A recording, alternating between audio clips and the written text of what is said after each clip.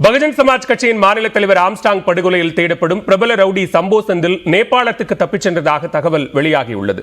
சிறையில் உள்ள ரவுடியின் வருகை ஆம்ஸ்டாங் கொலையில் சந்தேகத்தை ஏற்படுத்தியுள்ளது. பகுஜன் சமாஜ் கட்சியின் மாநில தலைவர் ஆம்ஸ்டாங் படுகொலை வழக்கு தொடர்பாக இதுவரை 14 பேர் கைது செய்யப்பட்டுள்ளனர். கொலையில் தொடர்புடைய ரவுடிகள் யார் யார் என கண்டறிந்து அவர்களை விசாரணை வளையத்திற்குள் காவல்துறையினர் கொண்டு வந்துள்ளனர். ஆம்ஸ்டாங் கொலைக்கு முக்கியமாக ஸ்கெட்ச் போட்டு கொடுத்தது பிரபல ரவுடி சம்போ செந்தில் என காவல்துறையினர் தெரிவித்துள்ளனர்.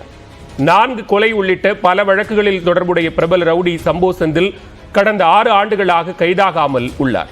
சம்போ செந்தில் நேபாளம், இலங்கை, சிங்கப்பூர் போன்ற வெளிநாடுகளில் மாறி மாறி வசித்து வருவதாக கூறப்படுகிறது. வெளிநாட்டில் இருந்து கொண்டு ஆம்ஸ்டாங் கொலைக்கு சம்போ செந்தில் திட்டமிட்டாரா என தனிப்படை காவலர்கள் விசாரணை நடத்தி வருகின்றனர். ஆனால் சம்போ செந்திலின் சமீபகால புகைப்படம் கூட காவல்துறையினரிடம் இல்லை என்று கூறப்படுகிறது.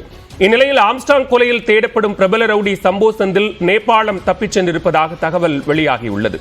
இதனிடையே சிறையில் உள்ள பிரபல ரவுடி ஒருவரின் சென்னை வருகை ஆம்ஸ்டாங் கொலையில் மேலும் சந்தேகத்தை எழுப்பியுள்ளது. ஆம்ஸ்டாங் கொலையில் சந்தேகிக்கப்படும் சிறையில் உள்ள வடசென்னையை கலக்கிய பிரபல ரவுடி ஒருவர் மருத்துவ பரிசோதனைக்காக சென்னைக்கு மாதம் ஒருமுறை வந்து செல்வார் என கூறப்படுகிறது. ஆனால் ஆம்ஸ்டாங் கொலை நடந்த 1 மாதத்திற்கு முன்பு மட்டும் 3 முறை தனியார் மருத்துவமனைக்கு சிகிச்சைக்காக சிறையில் இருந்து அழைத்து வரப்பட்டுள்ளார்.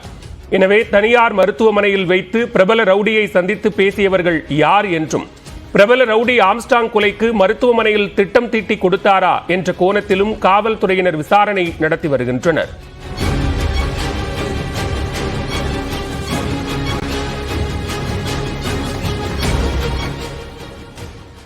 ஆம்ஸ்டாங் கொலை வழக்கில் எல்லா கட்சியினருக்கும் தொடர்பு இருப்பது அதிர்ச்சி அளிப்பதாக திரைப்பட இயக்குனர் ப. ரஞ்சித் தெரிவித்துள்ளார்.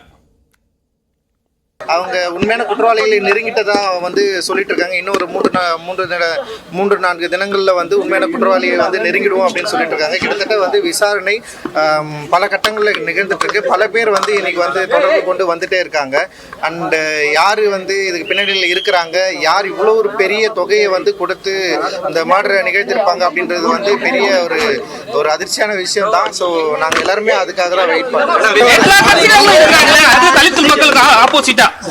தொடர்ந்து இருக்கு. இந்த விஷயத்துல பயங்கரமா எக்ஸ்போஸ் ஆயிருக்கு. அண்ட் இதை எல்லாரும் புரிஞ்சுக்கணும்னு நினைக்கிறேன். கட்சிகளோ இல்ல இயக்கங்களோ இங்க வேறுபாடு இல்லைன்றது நிரூபிக்குது. எல்லா கட்சிகளிலும் இருக்கிறவங்க இந்த கொலையில, இந்த படுகொலையில சம்பந்தப்பட்டிருக்காங்க.